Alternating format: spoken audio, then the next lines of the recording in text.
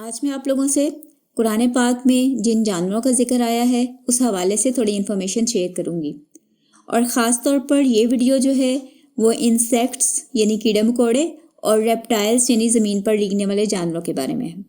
تو سب سے پہلے ہے چونٹی یعنی اینٹ، اور اس کو عربی میں کہتے ہیں نملن یا نملتن، اور یہ دونوں الفاظ جو ہیں قرآن پاک میں استعمال ہوئے ہیں، بلکہ قرآن پاک میں تو ایک پوری سورت ہے جس کا نام چونٹی پر رکھا گیا ہے، سورہ نمل، یعنی نمل کا لفظ جو ہے یہ چونٹی کے لیے استعمال ہوتا ہے۔ اور سورہ نمل میں جہاں پہ حضرت سلیمان علیہ السلام کے لشکر کا ذکر آتا ہے کہ وہ ایک دفعہ چونٹیوں کی وادی کے پاس پہنچے، تو ایک چونٹی نے جو ہے وہ باقی چونٹیوں کو وارن کیا، یعنی انفارم کیا کہ اپنے اپنے گھروں میں گھس جاؤ، ایسا نہ ہو کہ سلیمان علیہ السلام کا لشکر جو ہے وہ ہمیں روند کے گزر جائے۔ تو وہاں پہ کیا الفاظ آتے ہیں؟ سورہ نمل کی آیت نمبر 18 ہے، قالت نملتن، تو ایک چونٹی نے کہا، یعنی ہو سکتا ہے ان کی وہ ملکہ تھی، یا ایھا النمل، کہ اے چونٹیوں، ادخلوا مساکنکم، اپنے گھروں میں گھس جاؤ، یعنی اپنے آپ کو بچا لو اور سیف ہو جاؤ۔ پھر اس کے بعد نیکسٹ لفظ ہے فراش۔ فراش کا لفظ آتا ہے کوئی چھوٹے سے مچھر جیسا کیڑا جس کو پر لگے ہوں، یعنی پتنگا، پروانہ، اور اس کا ذکر آتا ہے سورہ قاریہ میں، سورہ قاریہ کی آیت نمبر 4 میں، جہاں پہ اللہ تعالیٰ قیامت کے دن کا نقشہ بیان کرتے ہیں، یعنی قیامت کے دن کا سین پینٹ کرتے ہیں کہ اس دن کیا حالات ہوں گے۔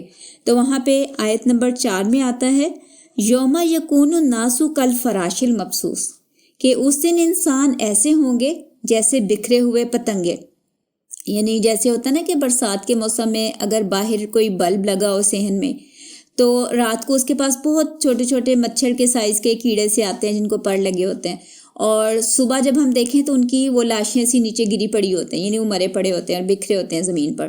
تو اللہ تعالیٰ نے اس چیز کو انسانوں کے ساتھ ایگزامپل کیا ہے کہ قیامت والے دن انسانوں کا یہ حال ہوگا کہ جیسے وہ پتنگے بکھرے پڑے ہوتے ہیں زمین پر، تو اس طرح انسان بکھرے پڑے ہوں گے۔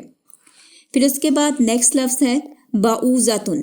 بعوضۃن کا لفظ جو ہے یہ مچھر یا ماسکیٹو کے لیے استعمال ہوتا ہے، اور قرآن پاک میں سورہ بقرہ میں اللہ تعالیٰ کے الفاظ ہیں ان اللہ لا یستحیی ان یضرب مثلا ما بعوضۃ فما فوقہا، کہ اللہ تعالیٰ بالکل بھی اس چیز سے ہیزیٹیٹ نہیں کرتے، یعنی اللہ تعالیٰ اس میں آر محسوس نہیں کرتے کہ وہ کوئی بات سمجھانے کے لیے کسی چھوٹی سی چھوٹی چیز کی مثال پیش کریں، جیسے مچھر یا اس سے بھی کسی چھوٹی چیز کی۔ پھر اس کے بعد نیکسٹ لفظ ہے عنکبوت۔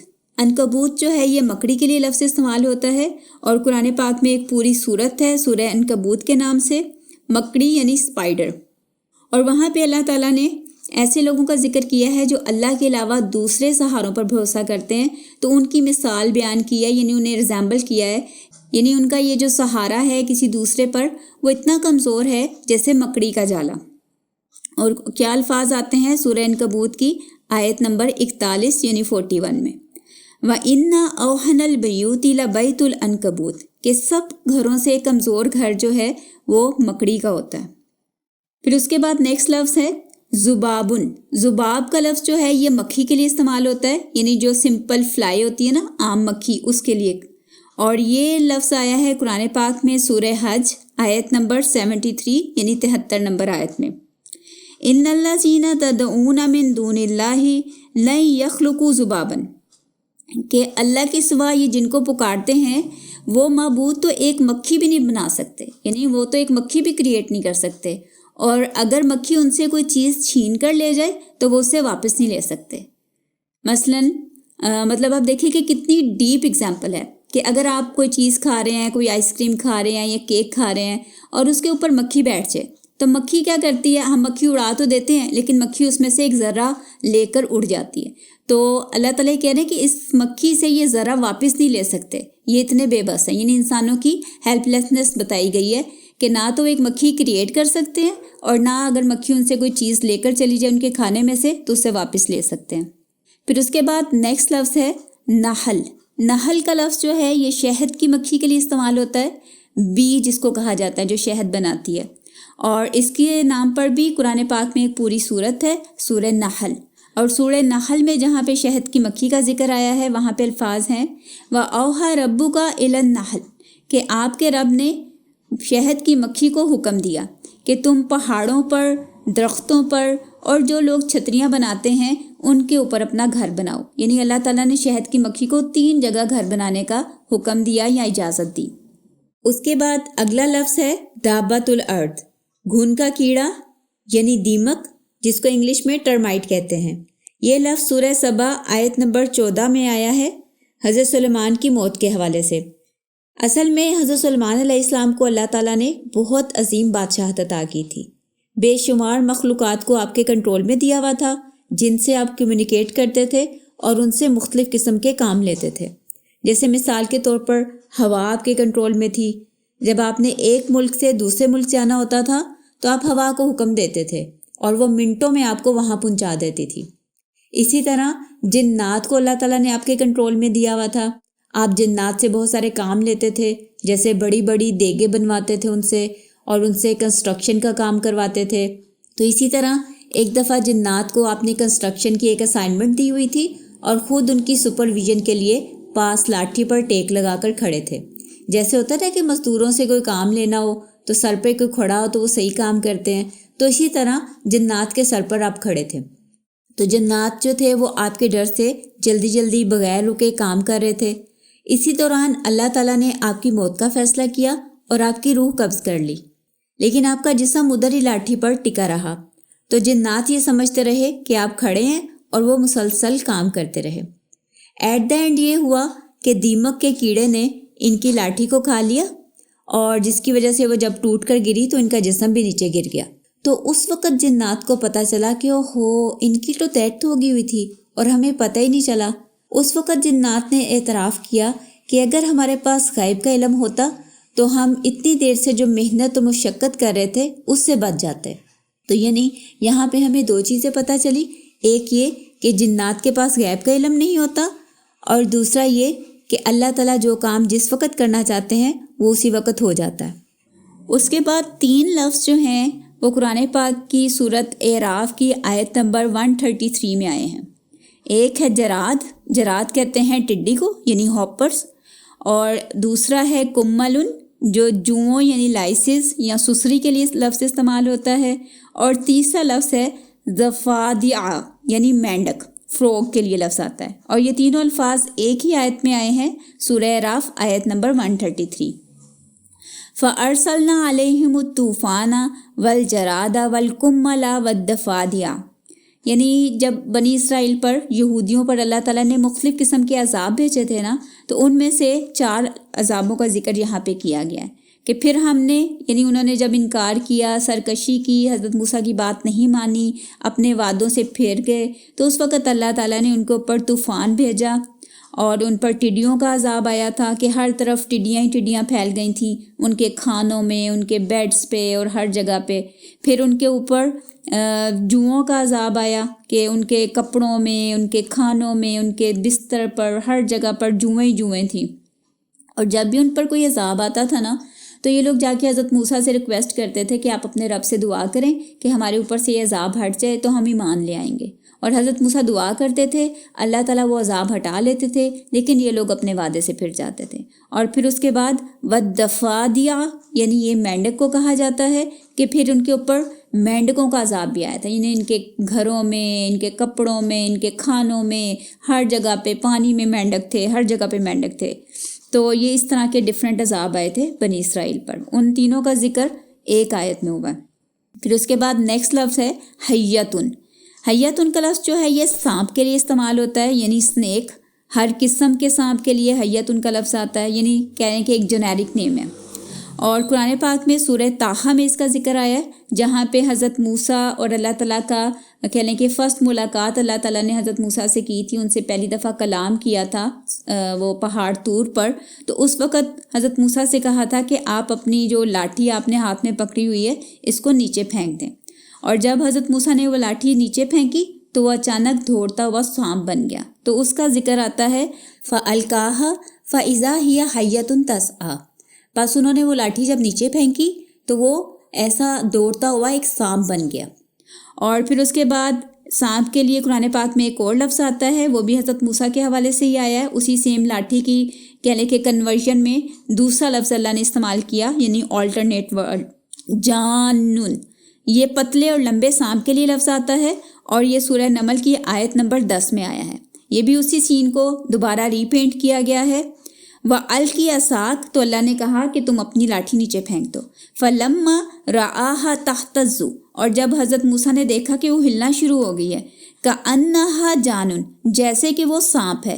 وَلَّا مُدْبِرًا تو حضرت موسیٰ جو ہیں وہ فوراً پیٹھ پھیر کر بھاگ گئے یعنی دوسری طرف منہ کر کے بھاگ گئے. پھر اس کے بعد سانپ کے لیے یعنی ایک بڑے سانپ کے لیے لفظ آتا ہے اژدہا کے لیے ثعبان اور یہ آیا ہے لفظ سورہ اعراف میں آیت نمبر 107 میں. وہاں پہ جب حضرت موسیٰ فرعون کے پاس گئے اور انہیں اللہ تعالیٰ کی دعوت دی اور وہ حضرت موسیٰ پر اعتبار نہیں کر رہا تھا، ان کی بات نہیں مان رہا تھا، تو حضرت موسیٰ نے کہا کہ اللہ تعالیٰ نے مجھے 2 معجزے دیے ہیں، اگر میں وہ معجزے تمہیں دکھاؤں تو اس وقت فرعون نے کہا کہ ہاں دکھاؤ کیا معجزے ہیں تمہارے پاس. تو فَأَلْقَ عَصَاهُ تو حضرت موسیٰ نے اپنا جو عصا یعنی اپنی لاٹھی نیچے پھینکی. فَإِذَا هِيَ ثُعْبَانٌ مُبِينٌ تو وہ اچانک ایک بہت بڑا اژدہا بن گئی یعنی بہت بڑا سانپ بن گئی. پھر اس کے بعد قرآن پاک میں ایک لفظ آتا ہے مچھلی کے لیے ہوتن. دو دفعہ یہ استعمال ہوا یعنی ہوتن جو ہے یہ سنگولر ورڈ ہے واحد کے لیے، ایک مچھلی کے لیے. عام ہر قسم کی مچھلی کے لیے لفظ آتا ہے اور اس کی جمع ہوتی ہے ہیتانن اور یہ دونوں لفظ جو ہیں قرآن پاک میں آئے ہیں.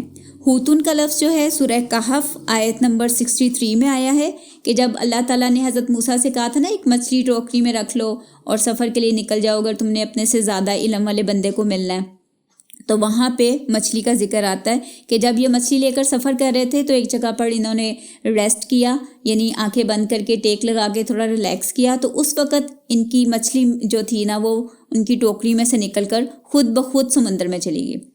تو ان کا جو ساتھی ان کے ساتھ تھا وہ دیکھ رہا تھا لیکن اس نے حضرت موسیٰ کو جگانا مناسب نہیں سمجھا اور پھر بعد میں وہ ان کو بتانا بھول گیا. تو وہاں پہ یہ الفاظ آتے ہیں فَإِنِّي نَسِيتُ الْحُوتَ بس بے شک میں اس مچھلی کو بھول گیا یعنی میں اس کا ذکر کرنا بھول گیا. پھر اس کے بعد ہوتن کے لفظ کی جمع ہیتان کا لفظ بھی قرآن پاک میں آیا ہے سورہ اعراف آیت نمبر 163 میں. یہاں پہ اصحاب سبت کا ذکر آتا ہے یعنی ایک بنی اسرائیل کی بستی تھی، ان کو اللہ تعالیٰ نے ہفتے والے دن عبادت کرنے کا حکم دیا تھا کہ آپ لوگوں نے سیٹرڈے والے دن کوئی جاب نہیں کرنی، کوئی کام نہیں کرنا اور اس دن آپ لوگوں نے گھر میں رہنا ہے اور اللہ کی عبادت کرنی ہے اور اپنی فیملی کے ساتھ ٹائم گزارنا ہے. تو ان میں سے کچھ لوگ جو تھے وہ اس حکم کی نافرمانی کرتے تھے اور اس دن ان کی نافرمانی کرنے کی وجہ سے پھر ہفتے والے دن نا بہت زیادہ مچھلیاں آتی تھیں سمندر میں. یعنی یہ مچھیروں کی بستی تھی اور ان کا پروفیشن تھا یعنی کہہ لیں کہ ان کی پروڈکٹ تھی جس سے ان کی کمائی ہوتی تھی. تو جب انہوں نے اللہ کی نافرمانی شروع کی نا تو اللہ تعالیٰ نے پھر ان کی آزمائش جو ہے وہ زیادہ ٹف کر دی کہ اس دن سیٹرڈے والے دن بہت ساری مچھلیاں جو تھیں وہ اچھل اچھل کے ان کو دور سے نظر آتی تھیں.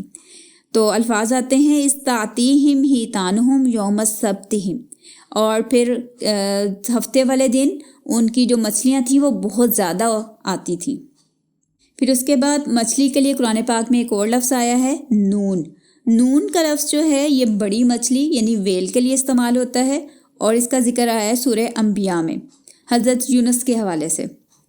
سورہ انبیاء کی آیت نمبر 87 وَظَنُّونِ إِذْ ذَهَبَ مُغَاضِبًا اور ذنون یعنی وہ مچھلی والا ان کو کہا جاتا ہے کیونکہ مچھلی نے ان کو کھا لیا تھا.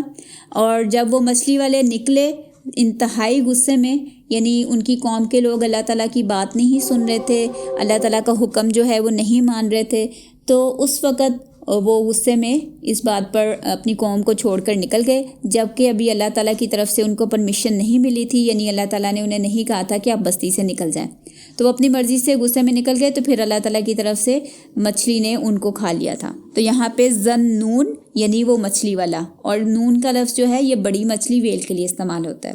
تو یہ تھے ہمارے وہ انسیکٹ اور ریپٹائلز جو قرآن میں اللہ تعالیٰ نے ذکر کیے ہیں اور ان کو میں ایک دفعہ ریوائز کر لیتی ہوں.